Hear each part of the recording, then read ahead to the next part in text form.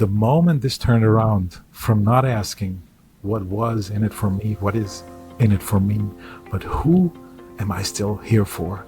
Wow. What difference do I still make in the world? Can I make in this world with my decisions? And she saw I can make a difference in the world of these two kids. Welcome to Oxygen for Educators, part of the Ripple Maker Project. I'm one of your hosts, Michelle Kinder, and you'll meet Chris Kent Phelps in just a bit. It's our hope to bring you thought-provoking, unscripted conversations full of actionable ideas to fuel your important work in the world. Thanks for tuning in. This space is for you. Good morning, Chris. Good morning, Michelle. How are you? I'm good. We are here today for Alex Vesely, grandson of Viktor Frankl, part 2. And I'm excited for people to get to kind of hear the arc of the conversation and where it went. And if you haven't listened to part 1, please go back and listen to part 1. It'll orient you for what you're going to hear today. Yes, sounds good. Tell him a little bit about Alex, just as a refresher. Okay, I'd love to. So Alex Vesely, as Michelle mentioned, is the grandson of Viktor Frankl. Alex is a filmmaker and a logotherapist himself. He also, in 2020, founded the Viktor Frankl Institute of the Americas to bring that work here, which we are so grateful for. For those who don't know who Viktor Frankl is, and I loved how Alex said, the few people who don't know who my grandfather is, Viktor Frankl was the founder of Logotherapy, probably best known as a Holocaust survivor who wrote Man's Search for Meaning, among 32 other books. So it was just a real gift to have Alex on the podcast. And we learned in this part of the podcast that he's a new dad and the husband of an educator as well. Great. Well, let's dive in. Let's do it. The multidimensionality of the human being, that's what was a concern for Frankl, for others to realize that we are more than just the body and the mind, which is IQ and emotions, right? But there's something essentially more about a human being. It used to be called the soul, and the doctrine of the soul, but that always has a religious context, and that's okay. And so science wanted to get away with that. Psychology said, or we just call it psyche, right? And then we have cognition and emotion, and everything else falls by the wayside. And he said, wait a minute, even if you take away the religious aspect, you're throwing out something that's important. The essentially human, what a human is, in contrast to what they have. I have a body, I have a mind, which I can lose, right? I can have dementia and then I lose my mind, or something can be wrong with my emotional states. Then that's affected. So I have emotions, but I am a person. And he used the word noetic or nous from the Greek spirit, but in order to separate it from just the soul as a religious idea, but to say the essentially human dimension. The person we are, and the person that can always take a stance and decide, what am I going to do with something that happens in my mind or on my emotional level or in my body. And only the human being can say, I'm not going parallel with that. I'd say no to some instinctual need or something that's driving me. I can say yes or no to that. We have that ability. Right, and to take that seriously and to say that this dimension is always there, and it's there in a child already, and it's still developing, it's still learning to, if you use that analogy, learning to work with that instrument, which is the mind and the body, and we're there to help this instrument, building this instrument and refining this instrument. That's what we do as parents, as teachers, as educators, but we're not doing it in order for the instrument, to be pretty, but for the person who's using it, the person, the pianist, if you like, right? The person that's growing up in that body, to make sure that they have good, sharp tools and a good education and a good knowledge, and that they can find their way around the world. But it's separated from the person that they are. They decide, what am I going to do with it? I hear that happening parallel, like it's happening for the educators and sort of the stripping down of all this external noise and really like zeroing in and listening to what's always there and has always been there, but as you said, gets dusty or uncovered or covered or difficult to kind of access. And then what I see often is, depending on how engaged an educator is in their own process of creating the container for their own exploration around that, it's aligned with how good they are at creating that kind of container for students to do that exploration and do that work. What do you notice in terms of parallel process? If I understand correctly, if they acknowledge this dimension or independence of the children, or students, I think that's what makes a good teacher. A good teacher is to have respect for that, and take. I'm just thinking of my own time in school, and I had some teachers who were doing their job, and you could see, naturally, this state that my grandfather called self-transcendence, by the way, so not thinking about oneself, but being immersed in the situation and in fulfilling the meaning of that situation, like we're now, right? I'm trying to talk about logotherapy. I'm trying not to get distracted too much. You're trying to listen and not let me veer off too far, right? That's the meaning of the moment, right? And we're trying to fulfill that meaning, and so the moment we start thinking too much about am I going to say something stupid, or am I going to stutter or whatever, it loses its we lose track. We lose track of what's important, and I think it's the same with every job. And maybe in this profession, the good thing is that the meaning is kind of in your face, and the system can be flawed, and it is, and it needs to be fixed and improved all the time, of course. But ultimately, to be cognizant, to be aware of why are we doing this, for who are we doing this, and to see, again, self-transcendence. When you educate, when you give these tools to children or adolescents, you never know how it's going to turn out. Maybe a lot of students you'll never meet again, so you'll never know kind of the fruits of your work, if it worked out, if you had a good effect or not. See, and sometimes maybe you run across the street someone. I recently came across my teacher, who was one of my favorite teachers in school, and I actually did tell her, I told her, I really liked you because you treated us all as equals. Wow. And she had tears in her eyes, and she said, that's exactly how I saw it. You were children, but you were also artists. Was my art teacher, but everyone's an artist, and I, she was not she didn't make it easy because she saw us as equals. So if we didn't, if we were lazy, she would let us know. So you don't have that instant gratification like on Facebook. I was like, okay, my post got so many likes, right? And so there's little danger of veering off into that neurotic, what's in it for me? Am I going to be seen as a good teacher? Although I'm sure that still happens. But if you're in it for the rewards and for how you're being seen, you're not going to stay in that job long, or you're going to get a burnout, right? Burnout, that's a big topic that is almost always connected with lack of meaning, with the neurotic viewing of, okay, this is about what's in it for me. And as a teacher, if you're in it for what's for you, got bad news for you. It's not probably going to self-actualize, but it is a job where you can do wonderful and highly meaningful things, and know in your heart that what you do and your intentions, if they're good, and if you're working on your craft and giving your best, you don't even need to worry about that. The effect, there's this saying, the intention is ours, the effect is in God's hands, right? We don't need to worry about the effects. We just need to worry of finding what's important right now, what is relevant, separate it from that what is not, and do that and actualize that, which is still a choice. We might know what would be the right thing to do and yet not do it.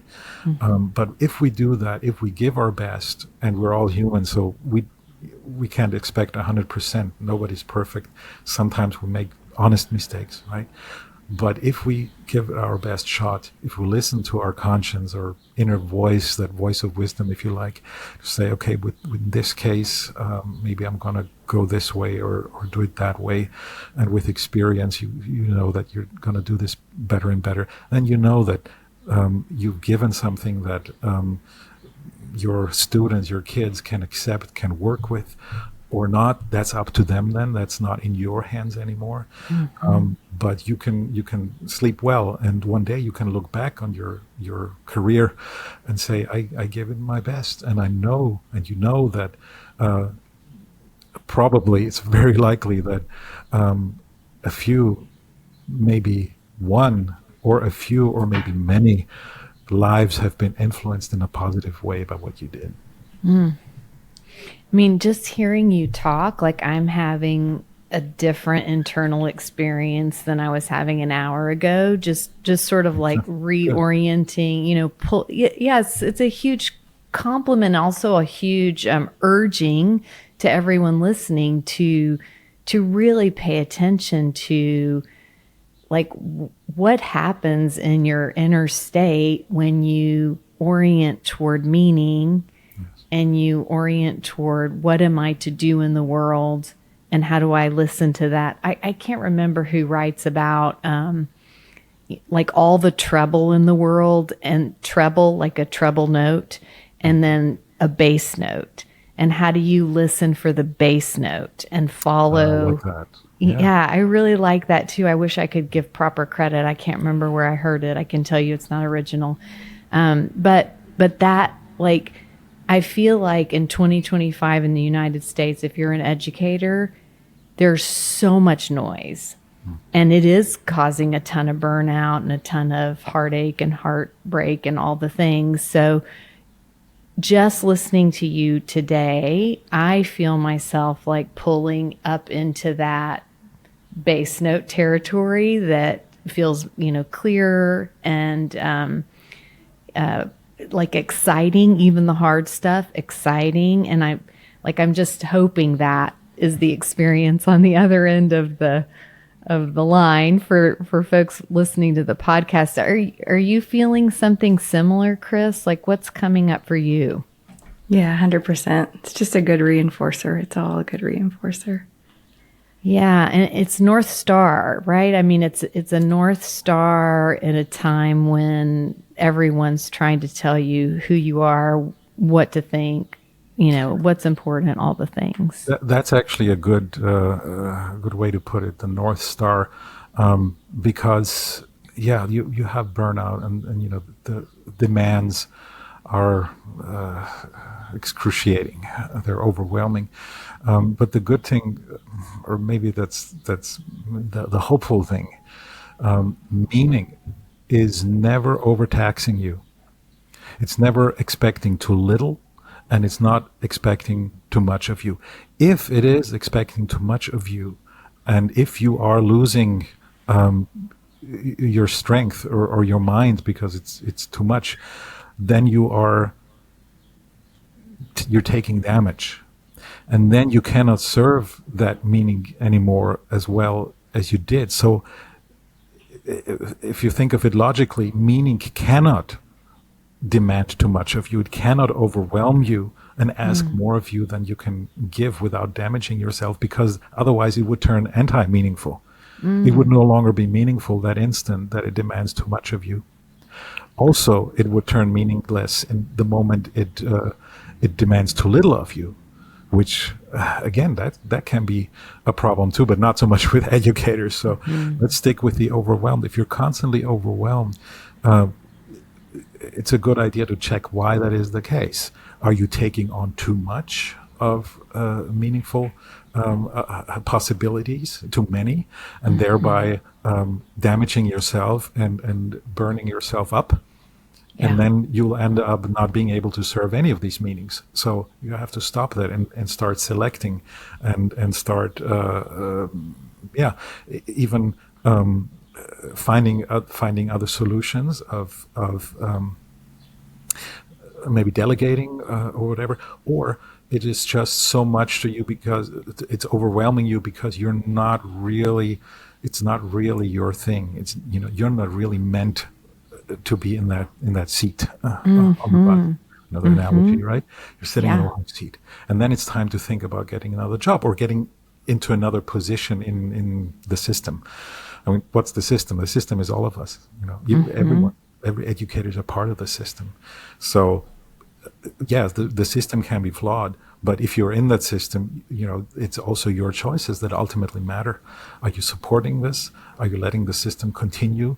And if you see that it's flawed, then you already know how it could be done better. So you already have some meaning there, saying, okay, am I going to fix it? Am I going to fix it?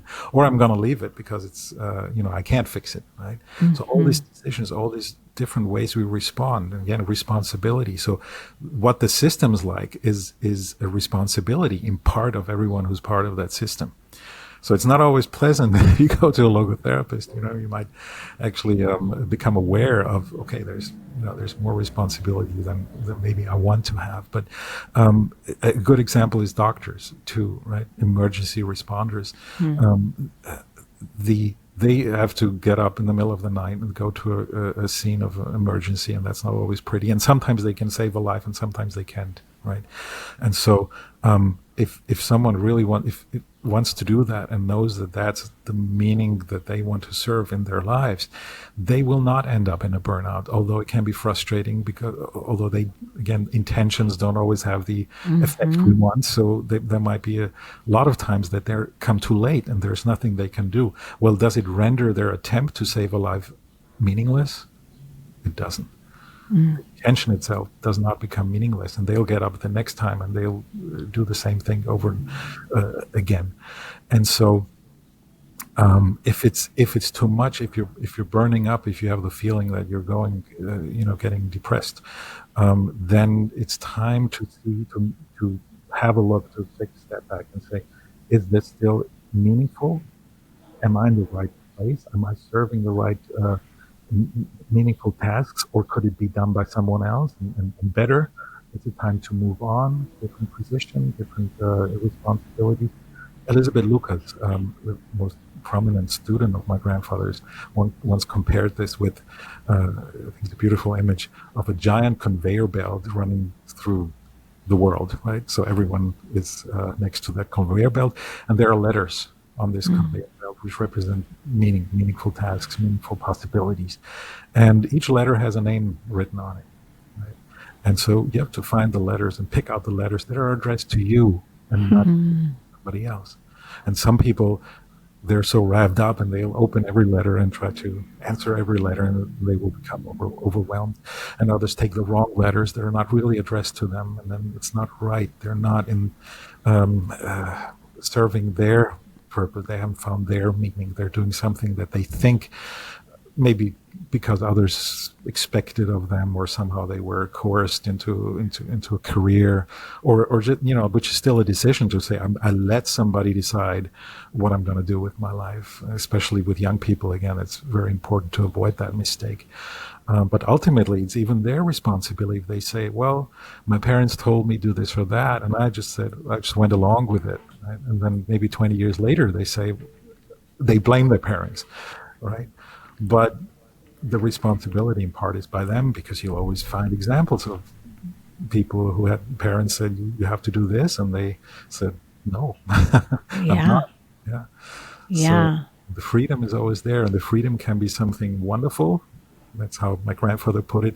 And it can be something horrifying, because our decisions, they have consequences, and they can turn out bad, not the way we expect them.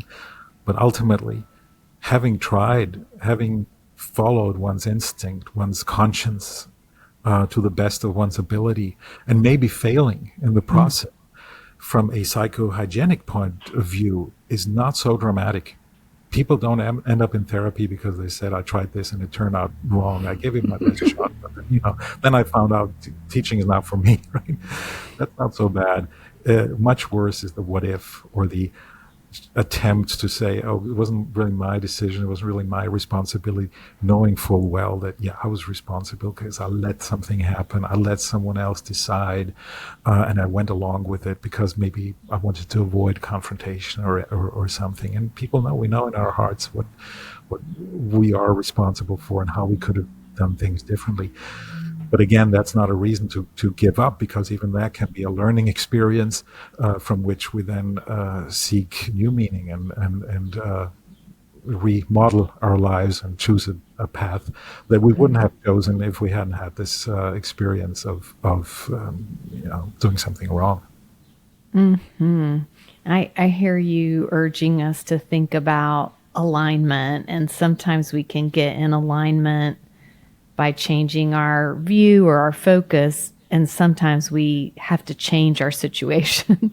Like, I imagine there'll be people hearing this that are like, oh, I can just tilt toward meaning and that will change my experience day to day and I won't feel so burnt out. And other people...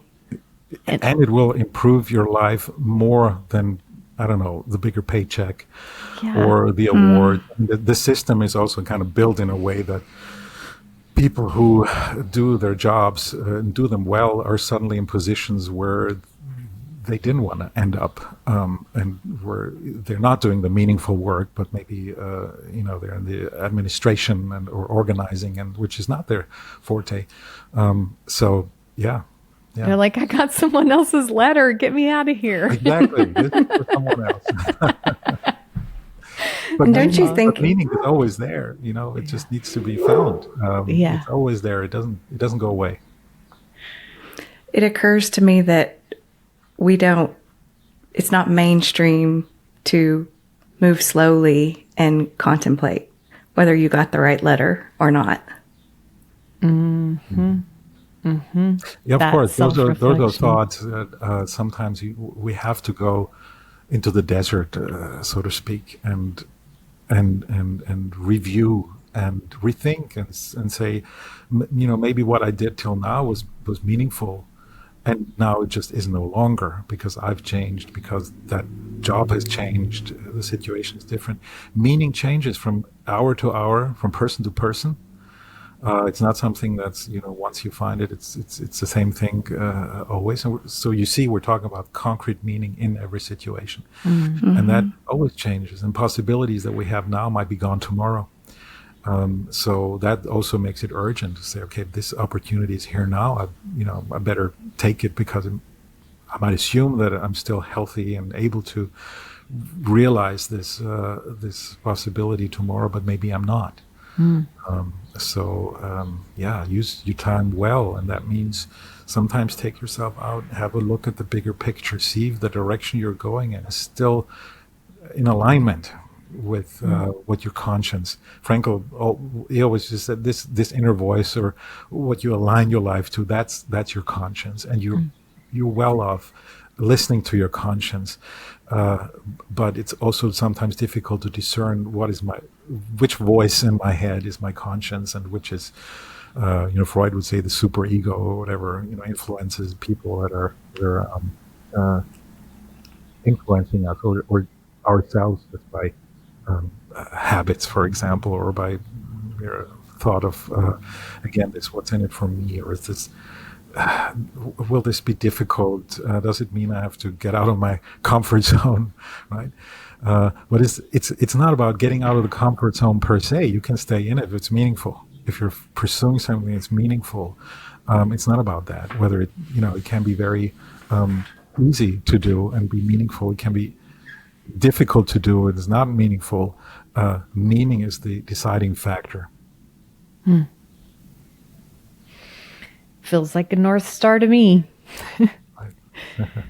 Okay, I want to switch gears a tiny bit and ask you about just the rising numbers related to despair and suicide rates, and anyone who's paying attention is concerned right now about everyone, but certainly about youth. Mm-hmm. And I know in Viktor Frankl's work and in your work, you all have spoken to meaning having a stabilizing effect on mental health and well-being. Right. Can you speak into that space? Yes.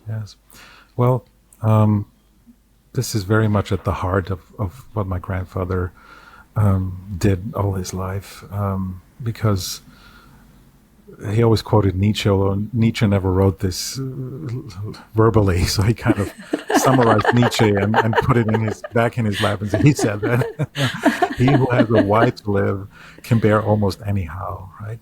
So the reasons of why one would think it's better not to exist anymore, there's always been plenty of reasons for that. No life comes without challenges, without suffering.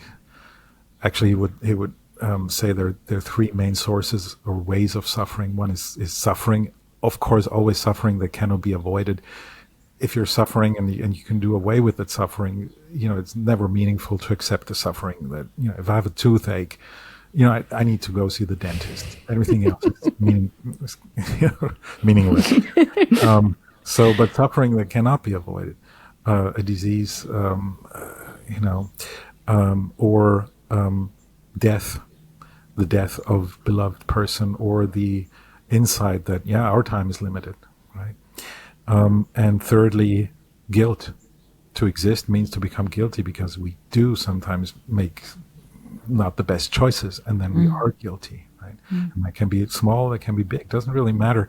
The experience is always subjective. So whatever I have done that makes me guilty is a very unsettling experience. The same with suffering, the same with death and meeting death, understanding death. So every life has plenty of reasons that would justify to say, okay, I don't want this. I'm going to, leave. And so meaning doesn't play a role in that every suicide would be preventable, in that suicide comes from a lack of meaning. That's not true, right?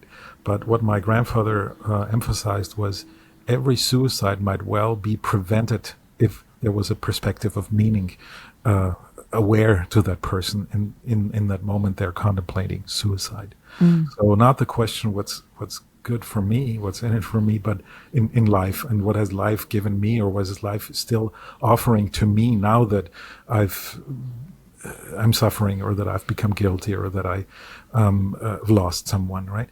But what or who am I still good for? See this Copernican twist almost. Yeah. Right? Not what I expect from life. What is life still expecting from me? Who am I still important for? What am I still important for? And he, of course, met this in his own life later on, but that was after he had done youth counseling centers, actually. So he's worked with the youth. So he drew his knowledge from direct experiences with young people who were suicidal. And so when he says meaning is the factor that can make a difference, he knew what he was talking about. Yeah. It's not about is life fun. Sometimes life is not fun. That's what Freud said, right? The goal of any psychotherapeutic ability is to bring back pleasure and the ability to work. Very reductionistic, right? I mean, that's good for a hamster too. It's dimensionally different from that. The true goal of psychotherapy should be to enable a human being to suffer, not meaningless suffering, but to endure all of the forms of suffering that are part of life, and to love, which is again different as gender's pleasure, right? Love is a human orientation towards another person. So it's dimensionally different, and to endure suffering, that's when meaning comes in. He almost put it like a formula. He did put it like a mathematical formula. He said D. He would always put that on the chalkboard, right? D equals S minus M, right? And then he'd explain despair equals suffering minus meaning, meaning. But as soon as some meaning perspective opens up, the suffering becomes endurable. It no longer automatically leads to despair. There are people who are enduring great suffering, and they're doing so without falling into despair. So despair is a choice in a way. And despair, how often do people who are suicidal actually say, my life has lost its meaning? Right? And he would say, no, it hasn't. You're just not seeing it. And that's my job, to open the tunnel vision and to see, okay, what else is there? Have you thought of everything? And before you put that permanent solution to a temporary problem, have you thought of all the aspects? And I recall a story from my own experience, which is so beautiful. I hadn't even studied logotherapy yet. I was just an intern at the psychiatric ward here in Austria at the Steinhof Hospital, which is now closed. But I was there, and there was an elderly lady who had a couple of mental problems. She came in because she was disoriented and whatever. And she said, that became better because she got treatment. But then she fell into a depression, and it got worse every day. And she said, I'm just not happy to be here and at this stage of my life. And she kind of, you could see her kind of feel smaller and smaller every day, right? She was focusing on herself, the fact that most of her life was behind her, and now here she was in this psychiatric ward. So even though the reason why she had come in, that was already fixed, she was now getting into emotional despair. And so they put her on antidepressants, but she got worse and worse. And so one day, after a talk with some doctor, she said to me, the intern, she said, I think I'm going to kill myself tonight. And that was on a Friday. So I just intuitively responded, okay, I kind of, I'll walk you back to your room. And I started a conversation. And I looked at that room and I said, can I take a look around? She said, yeah. There were not a lot of things, but I was looking for something to hold on to. And there was a book of pictures right on her desk. And I said, can I have a look? She said, yeah, sure. And so I looked, and first picture was a man, and I said, who's that? Oh, that's my husband. And then she started telling me how disappointed she was in her husband, and the marriage hadn't been really good or whatever. It's all negative. Then I see some pictures with a younger person. I said, yeah, that's my son, but he never calls. He's all negative, right? And then I saw another picture, two girls, twin girls, and I said, what about them? They're the grandkids. What about them? Is that everything bad there too? No, they turn out pretty well. So here was something, And so I just asked her plainly. I said, so you can kill yourself tonight. I can't. There's nothing I can do because I won't be around. So if you really want to do that, no one can stop you. But tell me, how would they react if they find out their grandmother is no more and she's taken her life? Would that make their lives better? And she said, no. I said, well, would they be happy or sad? Well, they would be sad. And then I asked her, can anybody replace their grandmother? No. And then I asked, do you think they care that their grandmother maybe forgot what she had for breakfast or, what she did yesterday because she's getting up there in her years and her mind isn't working that well anymore? She said, no, they don't care about that. That was a Friday evening. And I returned on Monday morning, and there was a lady sitting in the hallway with a big smile. And at first I didn't recognize who that was. And it was her, but I'd never seen her smile. Wow. And she was sitting with her stuff packed, with her belongings.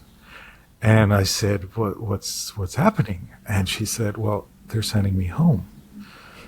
And she actually said, that conversation that we had, that was the reason. A normal conversation about things. All the other conversations she's had were basically dismissing. They said, wait till the antidepressants work. She was cut off. She was treated as a depression. They didn't see the human being behind that. The human being who is struggling. In that case, it was an existential struggle. And my grandfather called this a noogenic depression, which means a depression that is fundamentally different than, say, one that's coming from has genetic factors, where usually there's some uncle or family member that killed themselves, and then okay, there's something, the chemical imbalance in the brain, right?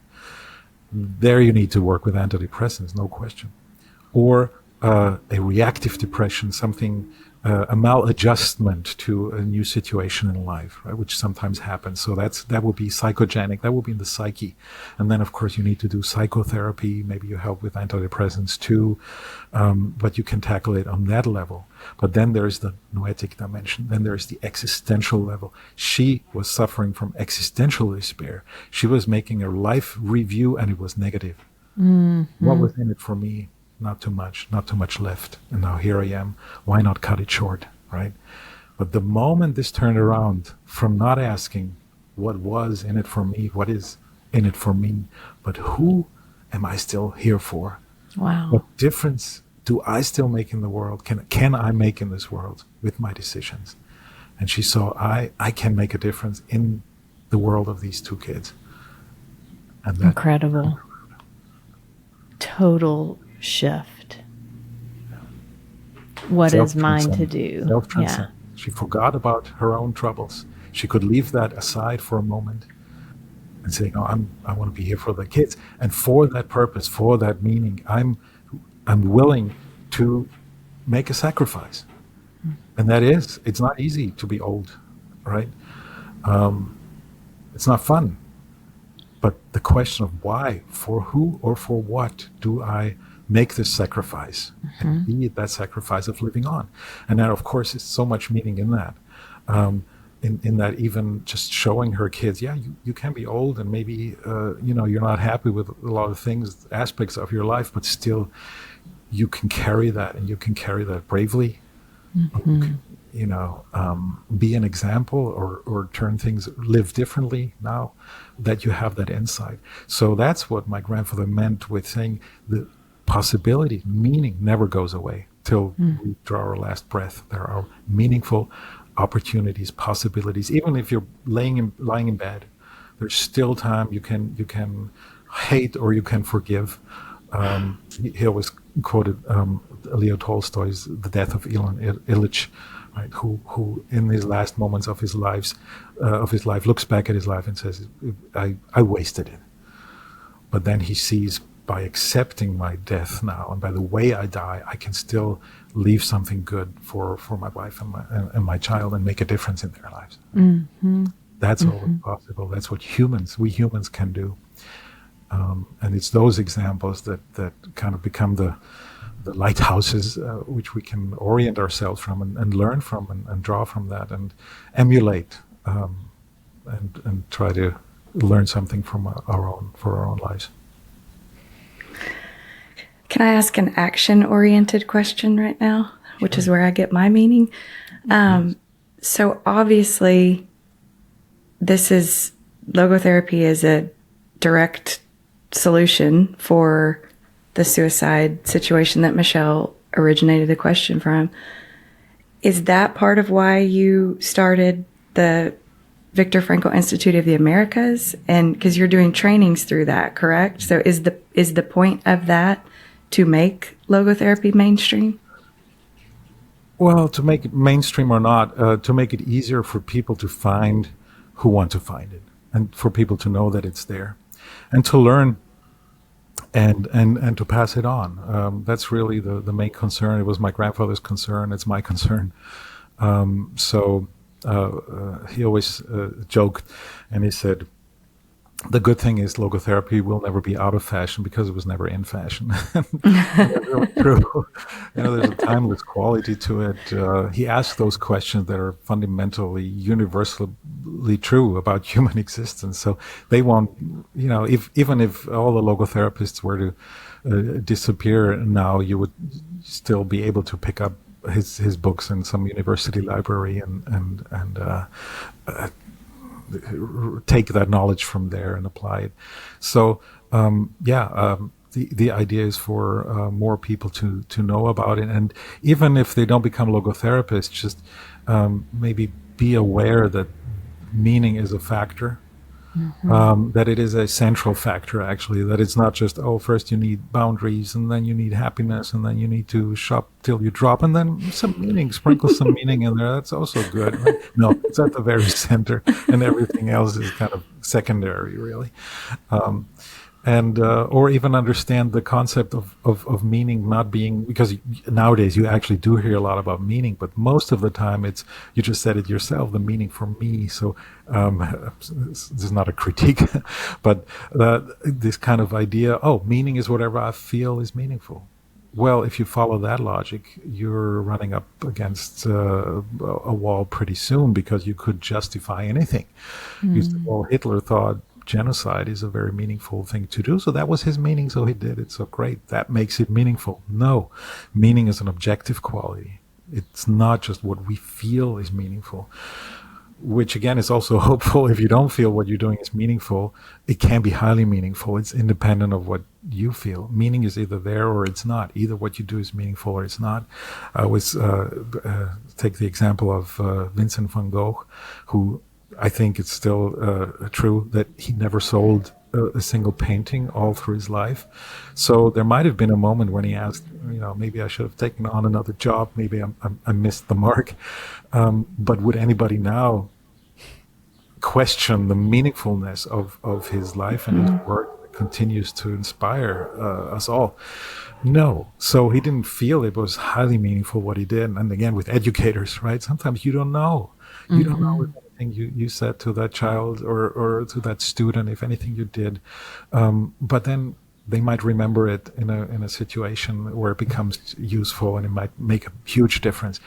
We don't know. So meaning is there. My grandfather compared it to a chess game. If you asked, world's best chess player, what's the best move, right? They would laugh and they would say, well, it's certainly not what you just feel is a good move, right? You don't put it there. You don't create it. It's there. It's in the situation, and you have to put in all the factors of what's that game, what's the strategy I have, what's the strategy of the opponent, up to what's the weather like, right? And if you put all these factors into an equation, into a computer, say ChatGPT, right? It will say, well, in this particular situation, this or that is probably with 99% chance the best move in this situation. And it's the same with meaning. So we have to find out what the meaning is in a situation. We don't put it there. We don't decide it's meaningful and then it becomes meaningful. But it's there for us to be found. Objective quality. And that's, again, one of the big differences when a lot of people talk about meaning now, or sense of meaning. And I always say, well, there's a reason the book is not called Man's Search for a Sense of Meaning, because that, again, would kind of reduce it to, oh, if I feel it's meaningful, then everything's good. No, we have to check if it is, and sometimes it is, and sometimes we find out it isn't, and then we have to readjust our course. Yeah, that's just an aside. And I hope for all of us in this conversation or listening that there's a sense of like responsibility around under what conditions can I see the meaning, and can I be in direct conversation with my own conscience? Yes, you can. But that actually, you're spot on as to what my grandfather would say is really maybe the most important task of what educators can do, or parents, right? is educate towards responsibility, educate towards the insight that that every one of us is infinitely responsible, hugely responsible for their actions and what they put in the world, and therefore how the world either improves or does not improve. That is really at the heart of it. And to be able to discern and listen closely, is this really coming from my conscience, or is this some other voice? Is this the voice of fear maybe, or the voice of my parents, what you should do according to them? Or is it what is, he would define meaning is what is meant. So it is there, and it only begins where all the other influences no longer have an influence. So to Freud, the super ego, right, would say, oh, that's the conscience is the superego. It's whatever's been implanted there by society or the parents or the father figures or whatever. And I said, no, yeah, those facts, I mean, those influences are there, no doubt, but that's not true conscience. True conscience begins where that influence ends. And that's only there by you can explain that, yeah, some kids will do what their parents say or their teachers say, and some kids won't. And some kids won't, and it's good because they succeed and they find a meaning that they find something that's really more meaningful for them to do than what everybody else thought. So that trust, my grandfather had that trust, and I think people felt it, and that's why he was such a good therapist too. He would meet you, he would meet within the family too. He would meet me with the same respect and that deep trust. And yeah, you're gonna find out if that, I'm not here to tell you what to do. I don't have the recipe. You'll figure it out, and I know that. Yeah. That's all. Sometimes he said, and that was a gift. Yeah. I'm glad you said that, though, because I do think there's an aspect of this work that only happens in relationship. Like, there's so much that we can uncover in our own inner world, but there is something about that safe relationship that allows us to trust ourselves, to really connect with meaning and conscience and all the things. Yeah. And teachers very often are that person for young people. Yes. They can be, absolutely, yes.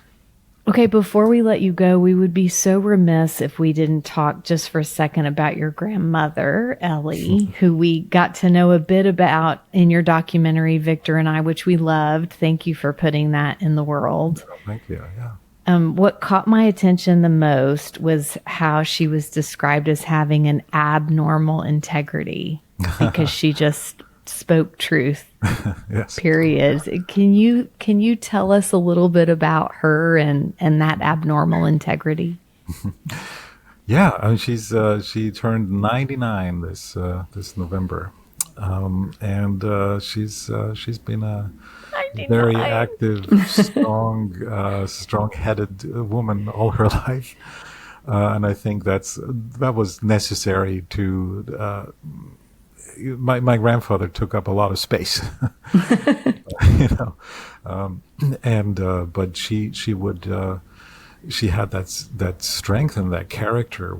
They were equals, not in terms of education, but a keen insight into what's an intuition into what's right and what's not, and saying it like it is, unfiltered. And he enjoyed that. That was one of the things I found out when I did that documentary you mentioned, Victor and I, where I asked a lot of people who know him, his former students and colleagues, about him. And I found they were so different in their personalities, completely different countries and cultures and personalities. But one thing they all had in common, if they were in his closer circle, if you consider them friends, they all had this no-nonsense calling him out if he made a mistake, and being interested in the truth and in speaking the truth and in challenging him and not meeting him, which is something that happens, I think, if you're, meeting the professor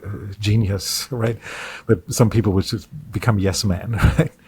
But there are people who don't. And my grandmother she wouldn't take anything that wasn't, they didn't like from him. And even when they worked together, she chose to help him with his work. So he didn't need a secretary. He would have hired one, but she took that on, although she never planned that in her early life. But she volunteered and she made that choice. And she could do stenography, so she would take notes in the beginning. Then it was tape machines, but in the beginning, she can still do that. And she sat there and she would take notes and he would dictate an idea. And sometimes she told him she'd throw the pencil and he said, I'm not going to write this because nobody will understand this. And he would listen to her and he would say, okay, all right. Try again, buddy. Try again. Try harder. And so they were equals. They were known as the Siamese twins by some of their neighbors because they were so in sync. Not necessarily always calm and peaceful, not at all. So, they would butt their heads.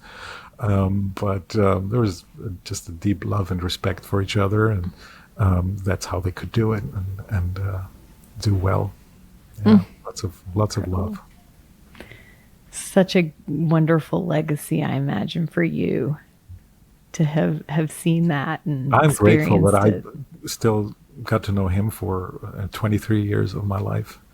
Wow. And the fact that I'm now 50 years old and my grandmother's still around and she's still telling me stories. She won't remember what she had, for breakfast, but she will, or what she asked 5 minutes ago.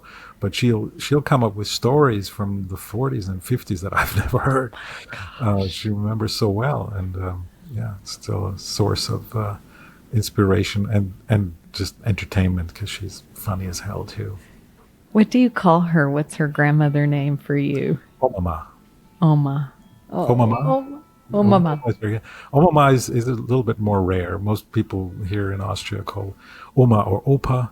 And for some reason in our family, my grandfather was Opapa and she's Omama. Omama. Oh, I love it. Love it. Is there anything that you would want to share as we're closing out that you have access to as Viktor Frankl's grandson that you think would serve all of us, that we could never know just by reading about his work? Oh, now you're putting me on the spot. There's so much. There's so much. There's so much to draw from. But, he would say, don't. Again, he wouldn't give me any recipes. I've often been asked, so what was the thing that he told you that, maybe is not in his books? And I thought hard when I first got this. It's like, I can't remember anything. And then I realized, that was because he didn't give me anything. There was no recipe. And he knew that. He didn't want to impose.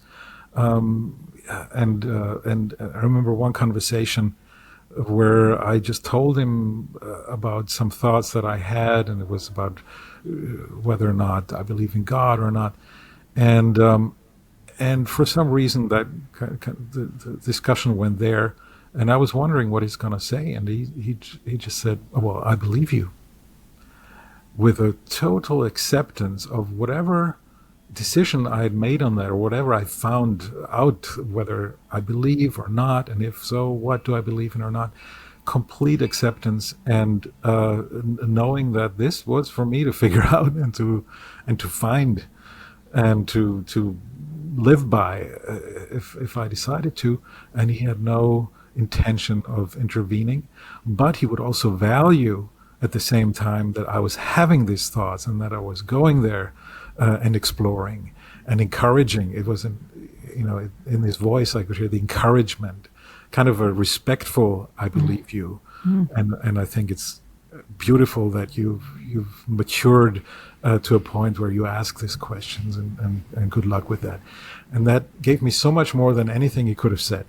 From his, I'm sure there are a lot of things he could have said that would have been interesting, but I think none of them would have given me what he had given me by just listening and saying, "I believe you," in the way he did that. And I think sometimes that's really the best thing you can give to another person, is to value that and to be there and help them understand that what they're going through is good, is important, and that you're there, and that they're on the right track if they don't shy away from asking these questions. Yeah, that it's seen as a sign of maturity, that it's the kind of grappling that is productive and that will lead them to the answers they're seeking, to their meaning. And encourage them to keep seeking, because we can always give up, and that's not good. That can lead into a lot of problems. That's the despair piece. Yes. Chris, thoughts as we close out? It was just remarkable. Thank you so much for your time. Truly, thank you. What an honor. This is incredible to get to spend this time and share your wisdom and your work with folks. And thank you. I thank you. Thanks for the invitation. How old is your baby? You've new baby, right? Yes. Did I understand that correctly? Yes, David is now 6 months and a couple wow. weeks. Oh, Is that your first? Yes. Oh, wow. Congratulations. So nice. Thank you. Enjoy every minute. It really is. It's awesome. Well, thank you, Alex. Thank you for doing a late for you time and just for being willing to talk with us. My pleasure. Thanks so much. Great questions, great conversation. Thank you. Loved Take it. good care. You too. Chris, what jumped out for you from that second conversation or the second part of our conversation with Alex? So many things, and I'm going to try really hard in this conversation not to focus so much on what I learned, which was so much, but also what is applicable to our listeners, which is going to be hard to do. So keep me on course if I veer off. But one of the most interesting things for me was when he talked about the concept of understanding yourself as your noetic essence and your mind and body as the instruments, so that we're the pianist and our mind and body is the piano. That's a very different framework to think through. Mm-hmm. Yeah, I love his language. I've just been thinking about that a lot. Tell me, as you're thinking about it, what is it opening up for you or shifting for you? His words allowed the concept of spirit, mind, and body to actually mean something to me. Like not just be a concept, but be something that all day long, every day, I can think about that. And when all of a sudden I become my mind, which is my personal tendency, I realize I'm off. The correct conductor is not conducting the show, because my mind is just an instrument. I've decided I know who I am and what I stand for, what I want my life to stand for. So not letting myself get caught in that mental hamster wheel, it offers peace, a lot of peace. I think there's more overlap than you think about what grabbed you and what will also apply and grab the listener. So I hope you feel unleashed to speak on whatever you want, because that was so perfectly put and it landed for me, and I think it'll land for other people. Just to kind of highlight, underscore your point, the very first thing I wrote down too was his quote, "I have a body, I have a mind, I have emotions, but I am a person or soul," or, whatever that essential dimension. I think some people say self with a capital S, higher self, of course, soul, psyche. Like there's so many different ways of framing it, but point being the application that you just talked about. Like who's running the show here? Well, and I'm actually glad you made that point, because if you think about how so many people, specifically educators that we've interviewed, talk about their list and exercise and reading and all of those things, those are things that sharpen the instrument, as he said, right? So the purpose of doing those is so you can use your mind and body for your higher purpose, your meaning, right? So it shifts it all for me. Yeah. It's the, how he talked about how meaning will never give you more or less than you can handle, that if you're feeling overwhelmed by it, then the call to action is do what you need to do to get into the sweet spot where you can actually live in service of it or take action around it. And if you're feeling understimulated, then you either have to kind of like push yourself to get clearer or closer, or you picked up someone else's letter. And I'm mixing a bunch of takeaways in one comment, but that really landed for me. It's sort of the way that doing things that help us feel centered and grounded and clear-headed so that we can live in service of our meaning. That is such a more resonant sell for people like educators who are giving their whole lives to something that is so meaningful than some of the traditional narratives around self-care. The other thing I thought about as it relates to meaning can't overtax you. I think he said at one point, if it is, and you know you're operating in your meaning, you got the right letter, maybe you're taking on too many meaningful things. And that made me think that could be a lot of our educator friends who by nature are operating in meaning. So are they taking on too many? And it made me think of, I think I've told you this story before, but years ago, I was in my 20s, and I had this big idea to have a local businessman write a column for a magazine I was publishing. And I just thought, who is going to say no to this? Because it's like, free press. He gets to own his column. People always want that. And he politely declined. And he said, I keep 5 things on my list each year. And so when I remove one, I would love to add that to my list. And I remember this all these years later because it was such a shocking answer. And it just felt applicable in this moment for educators to just, as Alex said, go to the desert and think about, is there too much? Mm-hmm. And then maybe that would help them stay in the profession that they love because they wouldn't have started there. Yes. That sort of like choice point of like, am I overwhelmed because I'm living in service of my meaning, but I'm taking on too much? Then take some stuff off. Or am I overwhelmed because I picked up the wrong letter and I'm wrong seat on the bus or whatever it is, and what change needs to happen there? My mom used to tell us all the time, like, if you say yes to something, you're saying no to something else. Mm. And it was so clarifying because, if you're action oriented and you want to do, especially for others, the need is endless. So in the absence of understanding that you are compromising the biggest thing you're here to do, if you don't say no to all the little things or the medium things or whatever, then you just get diluted. And what's the point of that? Mm-hmm. You just said action oriented. It made me think of a point that I had. So do you mind if I shift us just a little bit? Yeah, please. I really want to hear what you have to say about this. Okay, I think I got something really wrong the first time, or times plural, that I read Man's Search for Meaning. And we talked about this on the last podcast about there are 3 ways to find meaning: actions, relationships, and experiences, and then enduring suffering.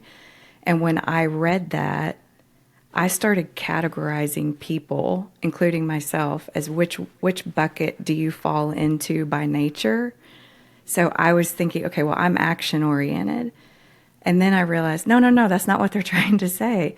They're trying to say, go through life looking through all of those lenses in every moment. So you're finding the meaning in every moment.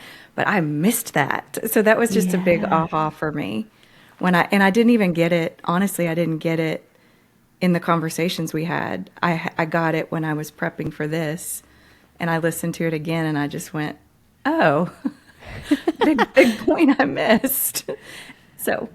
Oh, I love that. And it coincides. I forget how he said it exactly. Let me see if I can find it in my notes. Oh yeah. Meaning changes hour to hour, person to person. And connected to that, he said, possibilities we have now may be gone tomorrow, which is what creates the urgency. So yeah, it's that fluid, like we can find meaning in all those 3 ways. Moment to moment, it might change. And there is a sense of urgency because the windows open and close, and we don't know, what all will affect that happening. Which reinforces just be present in the moment, right? And see what is life expecting of you right then. Right. I mean, what an electric way to live. Like, what is life expecting of me now? 30 minutes later, now. 30 minutes later, now. Like that's just a really different. And if I can't hear it, what do I need to change in my life so that I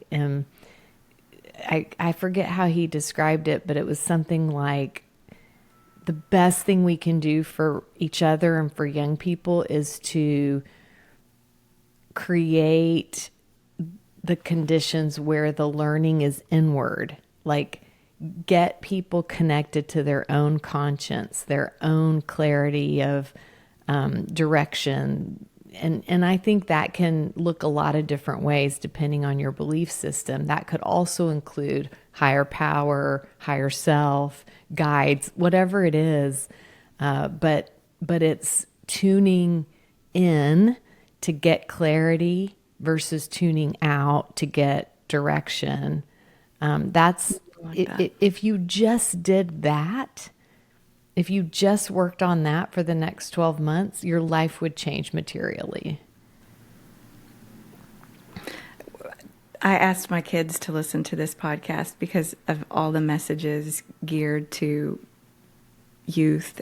And to be honest, it really made me want to apologize to them for the times that I tried to speak their truth from my perspective, which is not, that's not wisdom. It's the opposite. Wow. Yeah. I mean, so much goes back to, are we in relationship with other people in a way that allows them to find themselves? Or are we in a more anxious or controlling relationship with other people where we're imposing our own whatever? So interesting. And what a heavy stick educators carry around that question. That's a weird metaphor. I regret it. I wonder what would be a better one. I don't know how to improve on it, but I just want to say out loud. What else landed for you?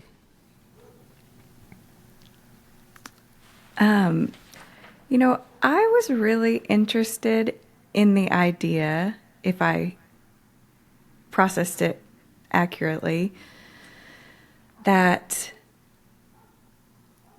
educators not getting that immediate feedback from kids, which we've talked a lot about, like they might run into someone at a restaurant or a gas station down the road, but they might not, that is actually could be viewed as a benefit instead of a drawback, because you don't go down the what's in it for me road, which is human nature. I thought that was just a really interesting thing to think about. Same here, kind of like pulling you out of that instant gratification, train to nowhere, and just like clear about your intention, knowing that you don't have a ton of control on the ultimate outcome and or whether or not you'll ever know it.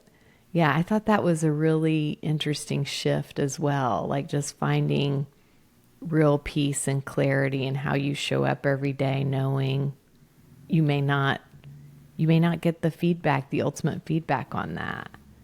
The feedback or the outcome, right? Mm-hmm. Because it's the educator can just show up and do the work to the best of his or her ability, and that is the responsibility. That's it. You can't control that.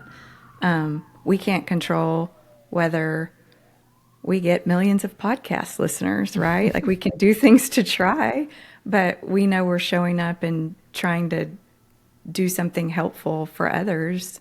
So it's meaningful and fun. And I do think, like I loved when he talked about self-transcendence.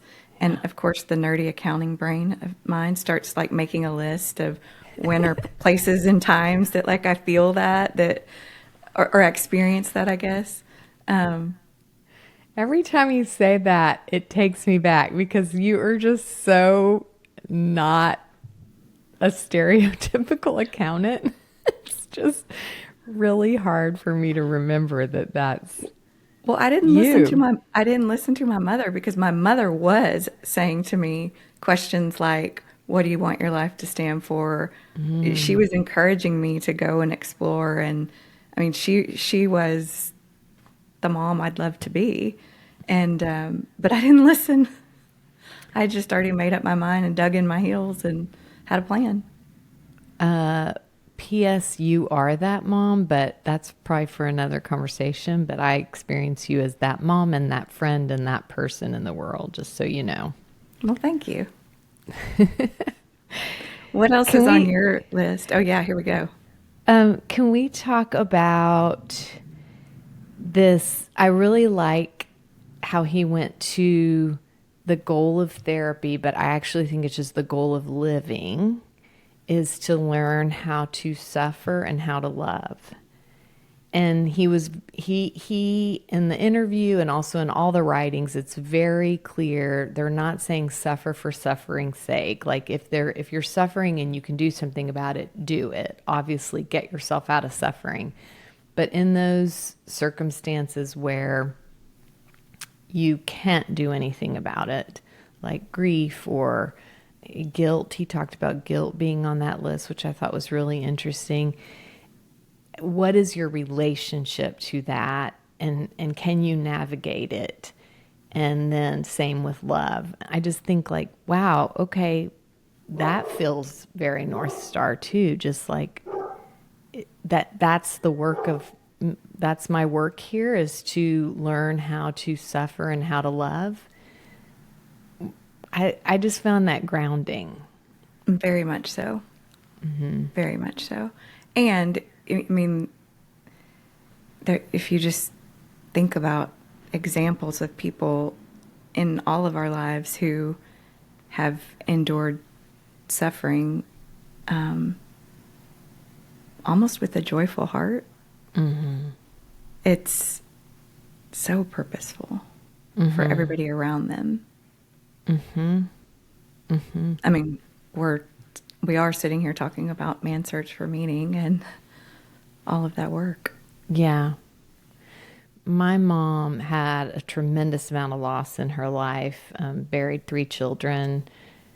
Her dad died when she was 16. Like, just a lot of loss, to the point where most people, when they talked about her, the point they made was the juxtaposition of her life experiences and her grace and humor and lightness. And so I thought a lot about her when we were talking to Alex and when I was re-listening, and just, she didn't have this frame. It was very intuitive for her, probably very spiritual for her, but 100% she was thinking about what she had to offer life, and that gave her lightness of spirit, even though she had suffered a great deal. So I find this is such a weird thing to share, but it's super interesting too. She had a tear duct in her, like right at like the lower part of her neck, that would cry. Like, oh, wow. Yeah. And we would always make, it was kind of a joke in our family. Hey, Mom, you're crying. But as I've gotten older, I've been like, and the more I learn about the body and the mind and the spirit, I'm like, that's really interesting. Like, did it cry like with like? Was it associated with sadness? No, it was just like an involuntary. I don't know anyone else who's. Why am I talking about this on the podcast? This is so weird to share, but I feel like there's something there in terms of the mind, body, spirit connection that, like.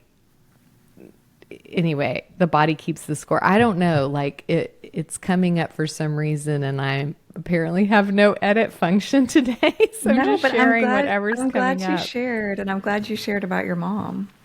Yeah, she was just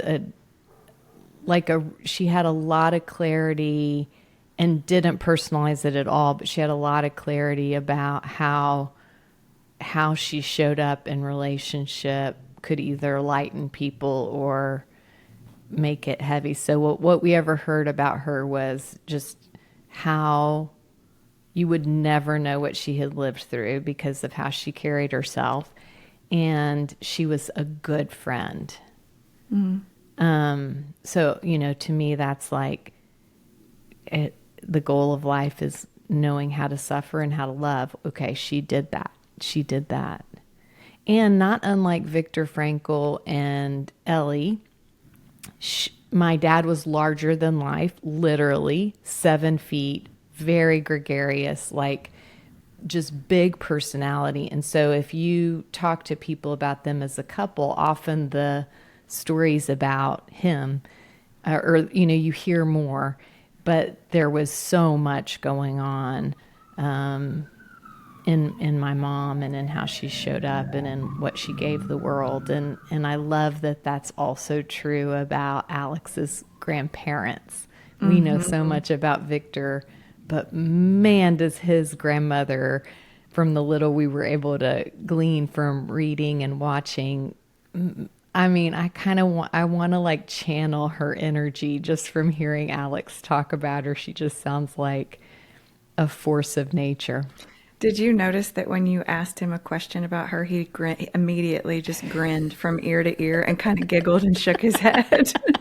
Yes, That was great. it made me laugh out loud when I was watching it earlier today because I thought, man, she must just have just personality coming out of her pores, even at 99. There was more there behind Alex's facial expressions about her. And I wondered if she consciously asked herself when she was younger, that question we talked about in the last podcast of asking, what do you ultimately want your life to stand for? I wonder if she like made a decision to have abnormal integrity and focus on truth always and speaking, I wonder if that was a conscious choice and she walked through life with that lens. Yeah. It makes me think, by the way, your comment about Martha Beck's book, The Way of Integrity. She did, I think, a year where she held herself accountable to only telling the truth, including little white lies, quote unquote white lies. Like she just tried to live so in integrity that no matter the cost, she was speaking what she felt was true.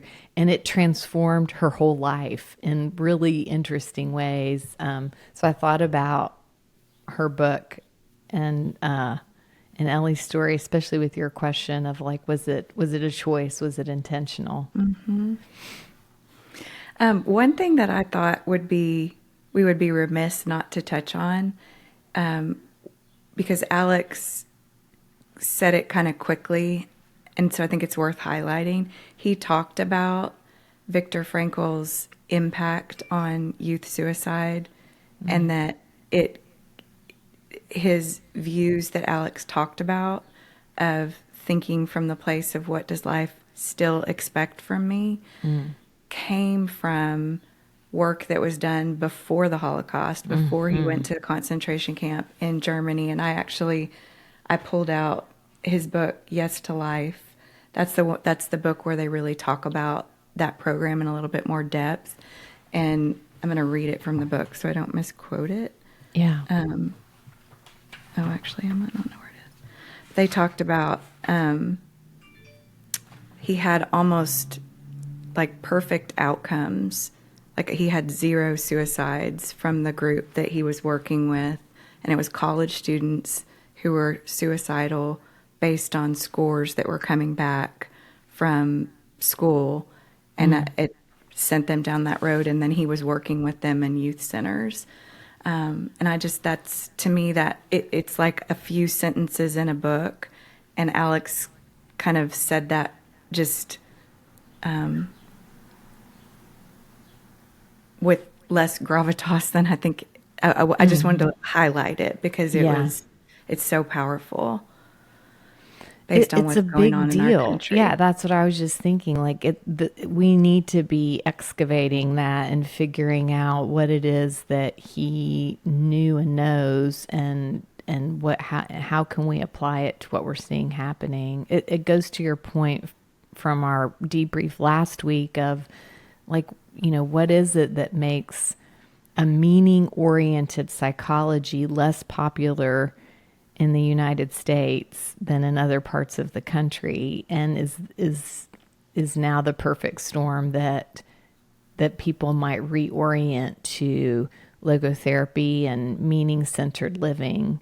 And could it make a difference in what we're seeing happening to despair in youth and in educators and just in the population at large? And shifting the view around happiness, that it's a byproduct, not the ultimate goal that you're chasing. Wasn't the story he told of when he was an intern and had that conversation, that was so profound, hearing the story. And it made me think of our work with the Texas Center for Student Supports and how many times we've heard young people giving the feedback that I just want to be sitting across from another human that sees me. It doesn't refer me, doesn't go into some flow chart, like doesn't treat me like some sort of number. Just the power of him as an intern, seeing that woman in 3 dimensions, not in, eventually your medicine will kick in, like he said, but who are you as a person? And what is life still expecting of you that is resonant? And then in a total turnaround in days in terms of her willingness to stay in the world. Like, how are we not screaming this from the mountaintops? And he helped her see herself. It wasn't just that he saw her, he helped her see herself. I was actually going to ask you this offline. You said something to him about you feel like some of this inner work, you can only do so much of it yourself, and some of it has to be done in relationship. Is that what you meant? Is that an example of what you meant? Yes. It kind of goes back to the nervous system work, that we have a lifelong biological need for co-regulation. And there's only so much healing that can happen in the self-care space. The community care space has to kick in if we're going to have a fair fight, given the challenges of present day. So yeah, I think there's a limit there's an amplifying effect to the inward looking living that happens when there's someone else bearing witness. That makes sense. Yeah. That makes sense. Okay, what else did you want to talk about? I know. I feel like we've covered most of it, but I just want to I liked his equation. I loved picturing his grandfather at the chalkboard, the D equals S minus M, despair equals suffering minus meaning. The way he told that was so compelling. And if you didn't catch the letters on the conveyor belt metaphor the first time you listened, please go back, because that is such a great way to think about like finding what's yours to do in the world. And again, I feel like a broken record, but I'll go back to Nadia Bolz-Weber. Show me what is mine to do, and then give me the humility to rest, knowing that is enough. What is your letter on the conveyor belt? If you picked up someone else's letter, that could be why you are feeling overwhelmed, exhausted, under-resourced, all the things. Or maybe you picked up your letter, but you need to tweak the conditions under which you're relating to that letter, or take some things off your plate so you can focus on your main thing or things. Like, I just think that's such a compelling way to get into relationship with your inner world and sort of tap into that sweet spot of stimulated and stressed enough that you are responding to the true sense of urgency as windows open and close, but not so overwhelmed and overextended that you can't live in service of whatever meaning you're here to do. I feel like you might be talking to me. I really am. No, I'm talking to me. I'm talking to all of us. Yeah. Why are you rocking back and forth in the fetal position, Chris? Stop that. I don't want this to be over because I love this content so much. He was such a gift to us personally and hopefully to people who are listening, and hopefully it sends people on some rabbit trails to learn more about logotherapy, about Viktor Frankl, about Alex, about just the possibility of navigating the next years from a meaning orientation, and how much relief that might have to offer people who are listening. Love that. And just a reminder that the documentary Viktor and I is available to rent on Vimeo, and it's worth every second of time watching it. Absolutely. Well, thanks, Chris. Thanks for the breakdown time and for bringing Alex to us. You're the reason we had the privilege of getting to visit with him and talk to him. So thank you for making that happen. You bet. And total dedication to meaning that he said yes and made himself available, late hours when he has a new baby and wife in the other room, like with just joy and complete focus on the conversation. It's a real gift. Leading by example, for sure. Yeah, it was so nice to experience him as so resonant with what he talks about. Like, he felt so integrated and authentic and like the real deal. Would have been really sad if he was a big old jerk. So glad he wasn't. So glad he wasn't. And thanks to Katie again for producing and for helping us get our T's crossed and our I's dotted in all the ways. So, and thanks to all of you for listening. Please share the episodes if you like them, and subscribe, rate, review. We are delighted to be in relationship with you. Thanks for joining us for this episode of Oxygen for Educators. Please like, share, and follow, and if inclined, leave us a 5-star review so that we can keep making content for you. Let us hear from you if you know someone we should interview or a topic we should cover.